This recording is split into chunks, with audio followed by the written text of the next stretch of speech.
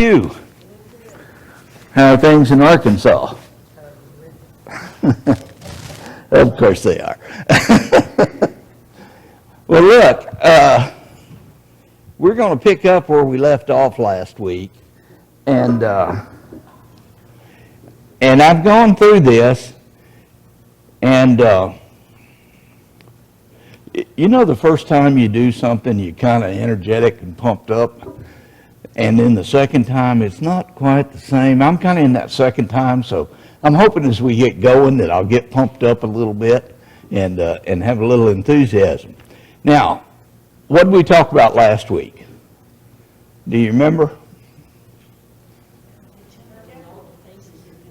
We went from the tabernacle, right? Well, we actually went from the pillar of fire and the pillar of smoke. From that, we went to the tabernacle. And then we went through all the travails of the ark, and there's some humor in that. And then we went to David bringing it to Jerusalem. And then from there, David wanted to build the temple because he wanted to have a place for God to be near the people. But God said, no, you're a man of war and blood. You don't need to be the one to build it. So Solomon was tapped, right?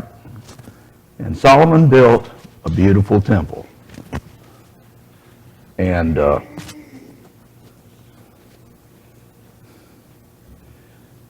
you find as you get older that technology seems to be a little tougher?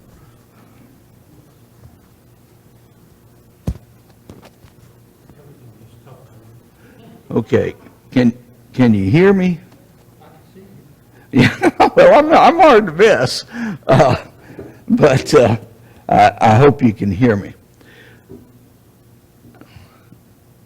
What happened to Solomon's temple? Well, number one, was the ark in the temple?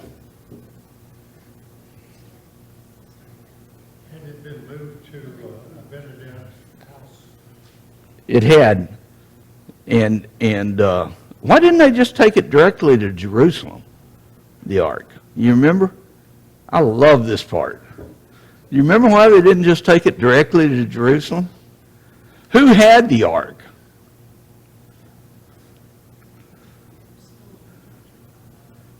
Philistines. And how'd that work out for them? Not good at all. They said, here, you take it. And the Jews were saying, I don't know, but they did eventually take it, and they kept it at Abinadab's and kind of let it rest there to see what was going to happen.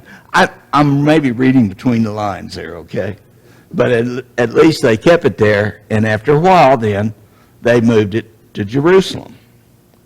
And eventually Solomon built the temple. And they did have the ark in the temple, but there were raids and stuff like that, and the ark was eventually lost, wasn't it?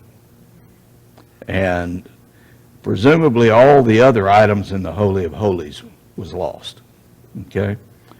But they rebuilt the temple, and even though they didn't have those items to put in the Holy of Holies, they had strong religious families, one of which was the Hasmoneans, and they instituted some religious traditions, if you will. Some were traditions, some were not. But, you know, there was it was well defined. Okay, we'll just leave it at that. It was well defined. And then the Assyrians came, right? And what I always get this mixed up. Was it the Assyrians and then the Babylonians, or the Babylonians and then the Syrians? At any rate, when Babylon came, they took a lot of the Jewish people to Babylon, didn't they? And but eventually they were allowed a portion, those that wanted to come back and rebuild the temple.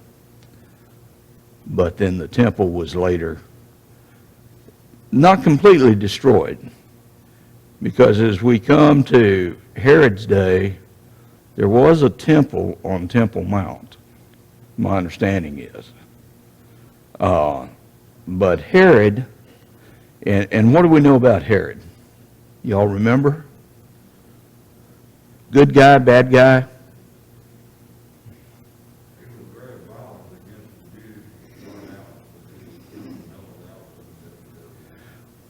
Maybe. He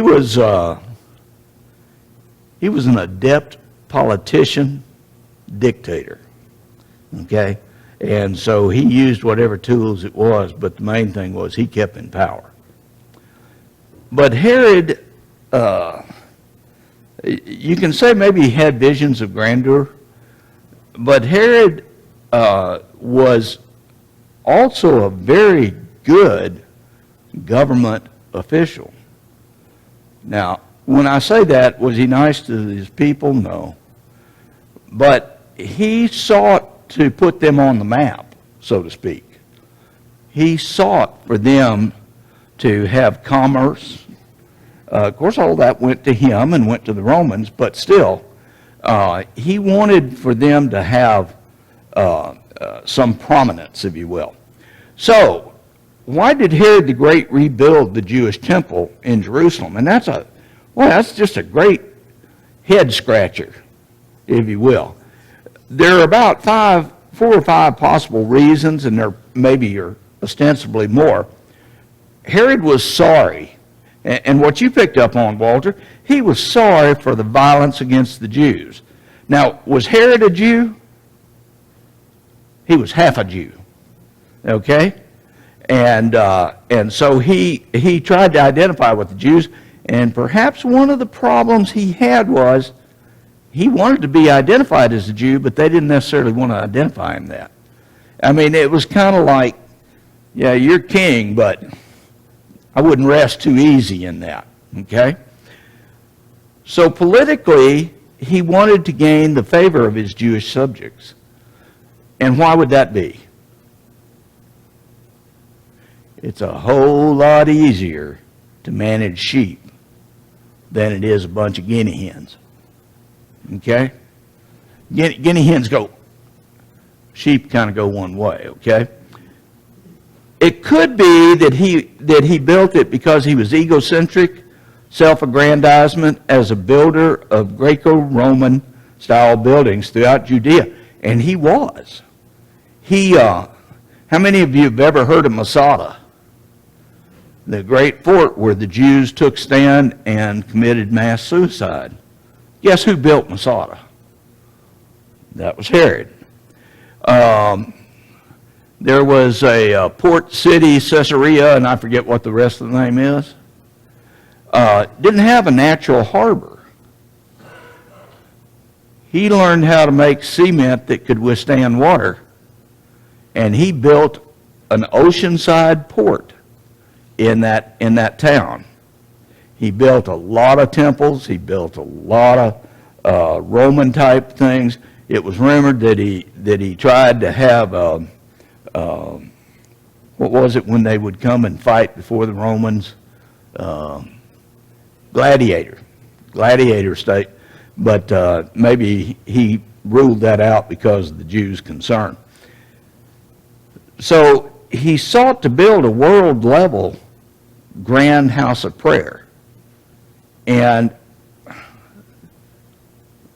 think of it like, let's say the Superdome. Now, this may date some of us. But before the Superdome, did they play football in New Orleans? Yeah. But the Superdome was built, and boy, it was great, wasn't it? Brought a lot of people in.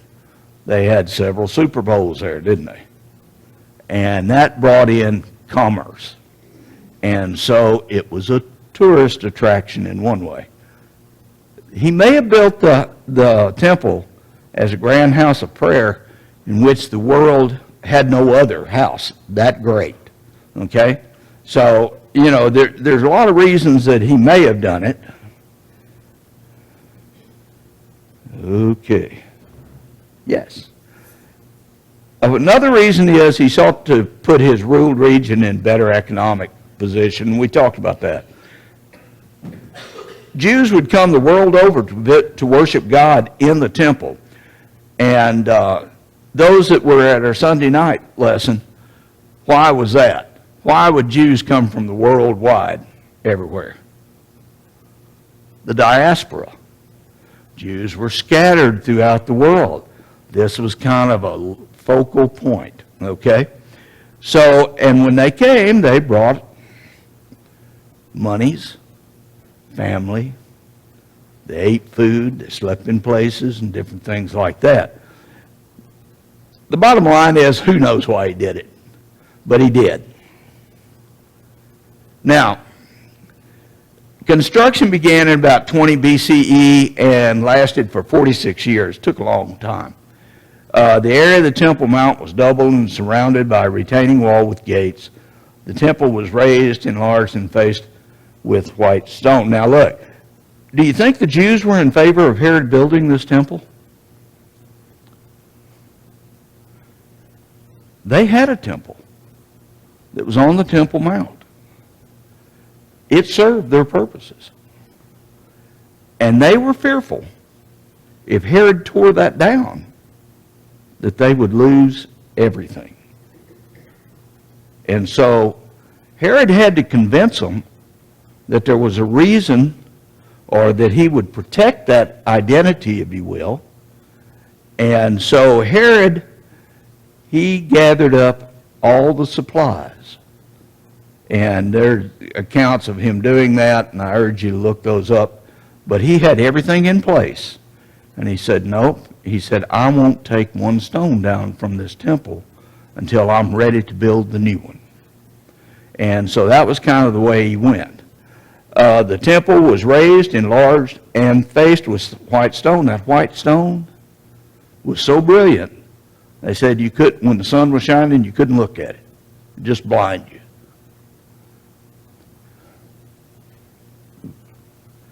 All right, let's see if we can look at this a bit. I'm told there is a, that must be it. Nope. Oh, there it is. So, to reorient ourselves, remember that Jerusalem is around down here, and this is Mount Moriah. I forget the other mount that's over here. At any rate, there's these valleys. This is the Kidron Valley, which is a famous valley.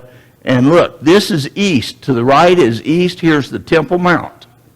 And you see the temple wall that was proposed, and you see the temple there, and it faced east towards the Mount of Olives.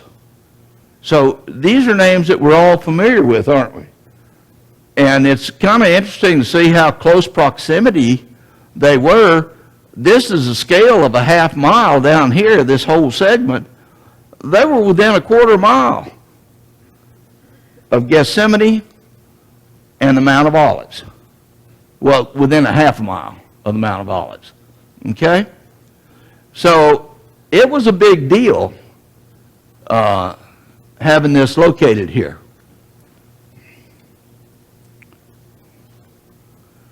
This is just another example. This is Solomon's temple. And Solomon's temple was a big deal.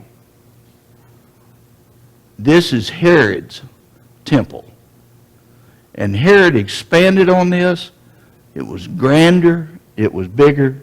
It would accommodate a lot more people. This is an American-sized football field down here. And look, this is just the holy place. It's not quite as big as a football field, but look at the women's court and all that. You can see it was quite large. Now here's the problem when Herod wanted to expand. Down here, you've got a valley on this side, you got another valley down here, you got the Kidron Valley there. This is Mount Moriah, this is the rock, okay? Top of the mount, the ark set here on bedrock, supposedly. We don't know, okay?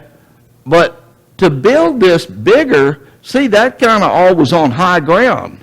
Solomon's original. But when you wanted to expand what Herod had, you had to get down in these valleys. So think about the work that it took to build these walls, to be able to fill in, to level that off, and have plazas up there. It was a big deal. It was really a big deal. And this is just another layout of the temple. This is another view of the temple. And this side is the east side. Is the east side. And we'll touch on that. Now, I don't want to bore anybody, but this video is pretty good. That does not mean I can get it started.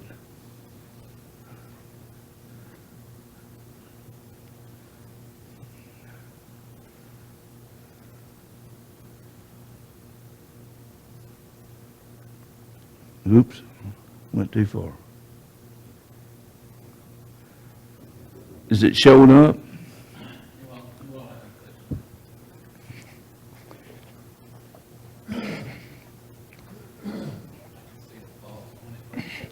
You can see the YouTube thing on it? Okay. Let's see. What we got to do is come down here.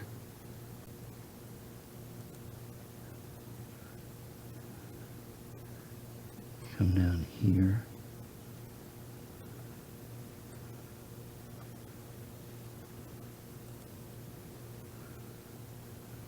Come here.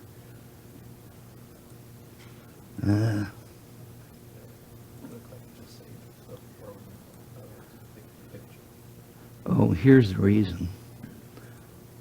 There we go.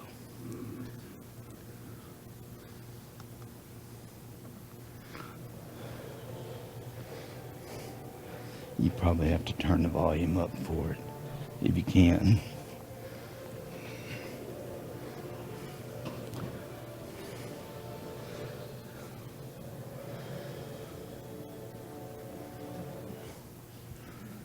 Is it not doing? Okay. Thanks. It's good to have these young people up here that can figure this out. You like that, being called young people?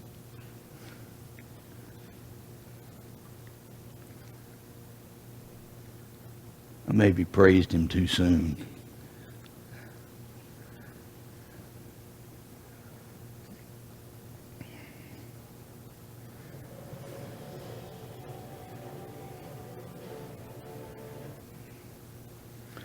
What I could do is just go to YouTube. Well, let's see. Because this is, I don't understand why it's not working, do you?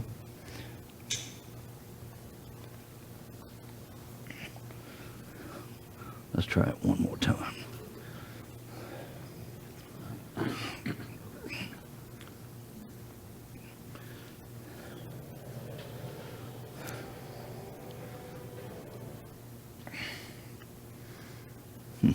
Okay, I wish I knew the name of this. Heritage Crowning Glory, okay. I think it stems from this.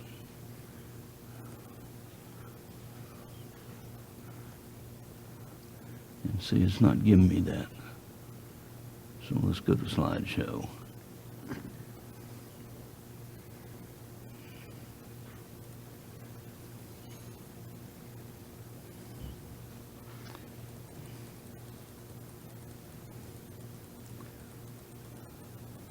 Now all this worked at home.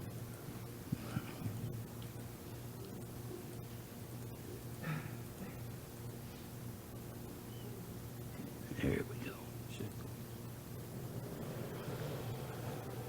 Whew.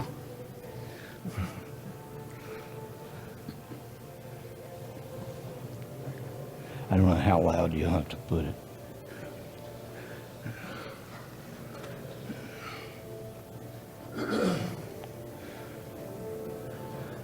Can you hear it? You're going to have to turn it up.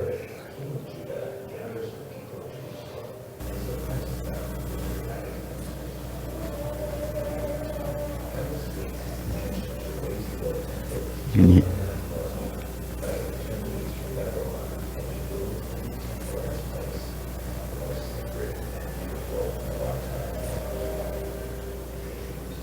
I don't know.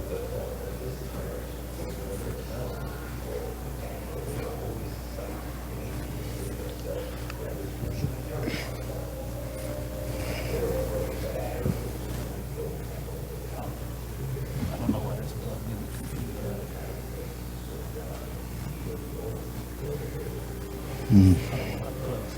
Yeah, I understand.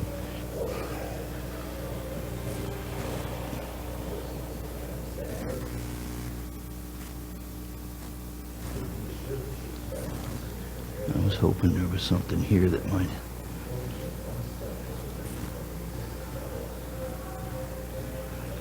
I don't see a place to increase volume, do you?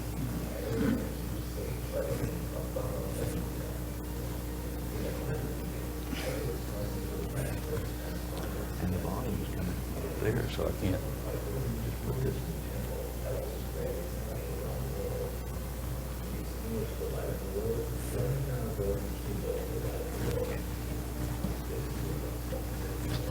Best we can do for now, folks. Just if you need to move up, feel free to do so.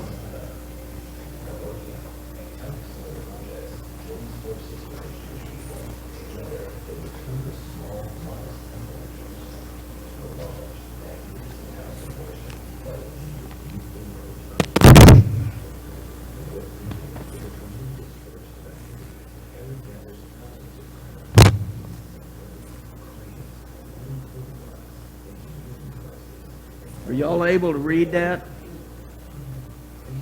No? Down at the bottom?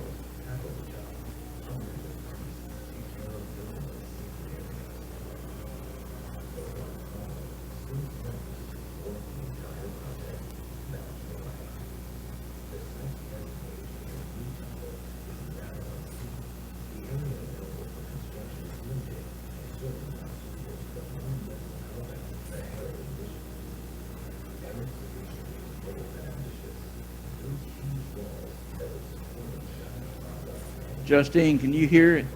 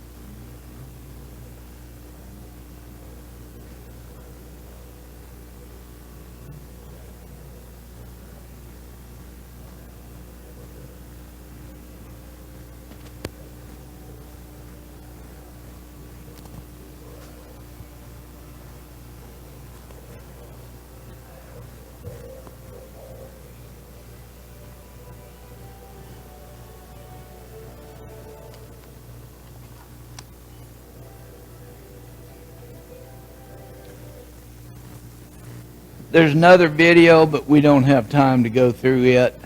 I would encourage you to, now it works. I would encourage you to spend a little time on YouTube, those of you who have access to it.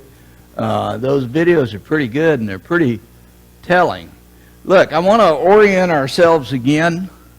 This is the east wall, okay? This is the Golden Gate. Shown on this, we have the Mount of Olives. Notice that the temple itself faces east. And you go through the beautiful gate to get into the temple. This oblong thing here or here, I'm not real certain which, is, this one, is called Solomon's Porch or Solomon's Portico. When Jesus came and taught, my understanding, and it could be wrong, but my understanding is it's here that he taught. And in fact, we know when Peter and John, following Pentecost, this is where they taught and were arrested. Okay? In the book of Acts, we find that Solomon's portico or porch held significance to the Jerusalem church. The portico is located on the east side of the temple complex. They met there, as did Jesus, to teach. Think of it like on a college campus, maybe Free Speech Alley or something like that. Okay? The apostolic community anticipated the returning Messiah would enter the temple from the east, and they wanted to be the first to greet him. So understand that. In that first century, when they were there and they were listening to Peter and John, part of the reason was they were anticipating that the Messiah was going to return or come through that gate. Why not be the first to greet him?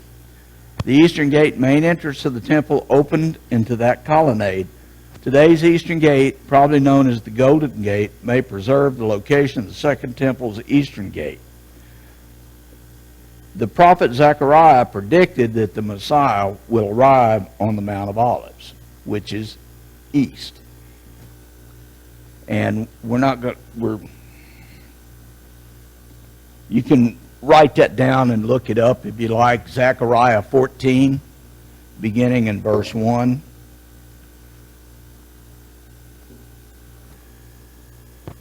And again, his entrance into the temple will be through the eastern gate. You can look at Ezekiel 43. Now, this was interesting. People knew about this. So when the Muslims walled up the two portals of the eastern gate in the 9th century, Christians took note of the prophecy in Ezekiel 44. And you can read that. The reason the Muslims walled those entrances up is so that nobody could come in through there. And not only did they do that, they put a graveyard in front of it so that anybody coming in would be unclean. So, that it held a lot of significance to them. After the outpouring in Acts 2, the Jerusalem disciples used Solomon's colonnade as their regular place of assembly. In the pillar of fire and the pillar of smoke, where was God?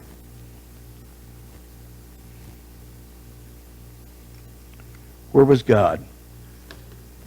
He was there. They knew that. They recognized that that was God leading them. Okay? When they built the tabernacle, where did the people meet God? Not face to face,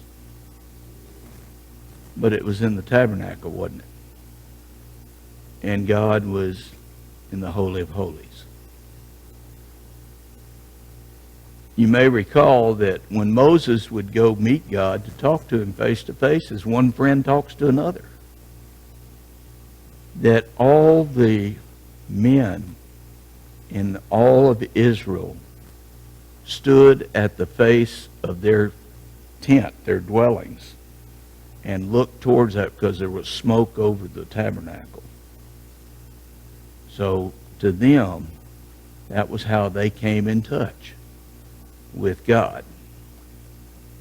In Solomon's temple, there was the Holy of Holies, and there was the Ark. Where was God in terms of the people's perception?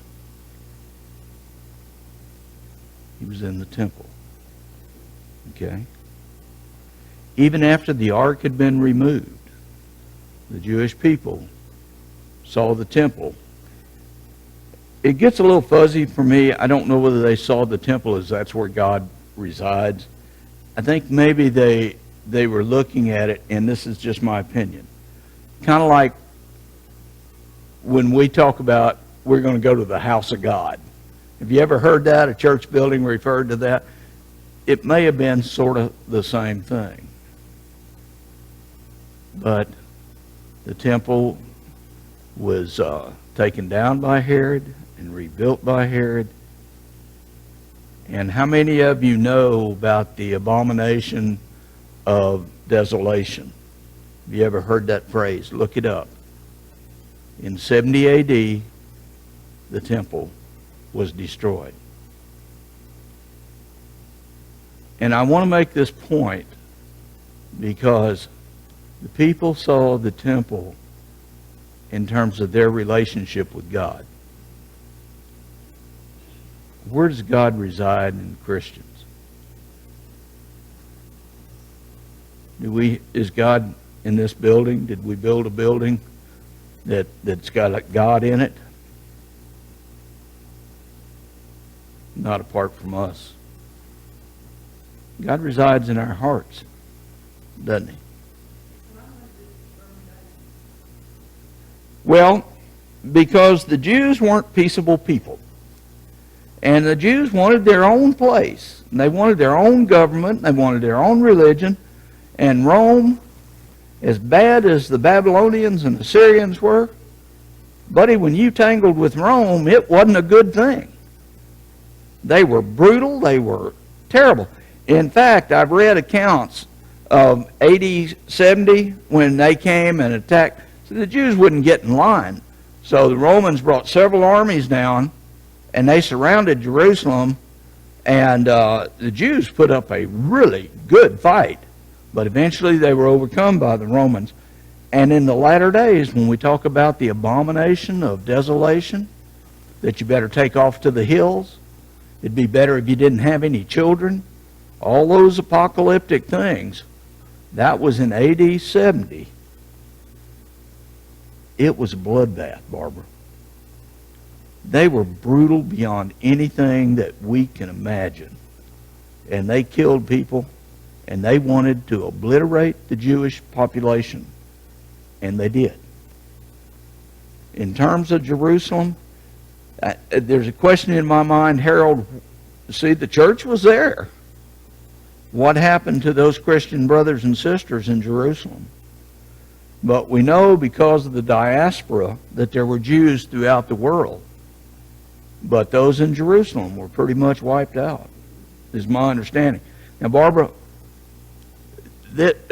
I put some study in on this, but to say that I know what's going on or that that I know all this, no, I don't. A lot is speculation, but I'm just trying to put it together so that we can maybe understand. But I wanted to present this to you while Ken was out because it ties in so well with the minor prophets. And you can see that. And from a jealous standpoint, those of us who are studying Acts at Pam and my house on Sunday night, it means a lot to us, doesn't it? I mean, it helps us to understand what was going on. So do we have any questions? None of which I'm able to answer, but you can ask. Any questions? How many of you would have liked to have seen Herod's temple? Raise your hand. Absolutely, I'd want to see that. I would have liked to have seen Solomon's temple, but Herod's temple, that was a big deal. So, I have that it's 9:47, and this is a good place to stop. Thank you for your attention. Look, I apologize for the YouTube video.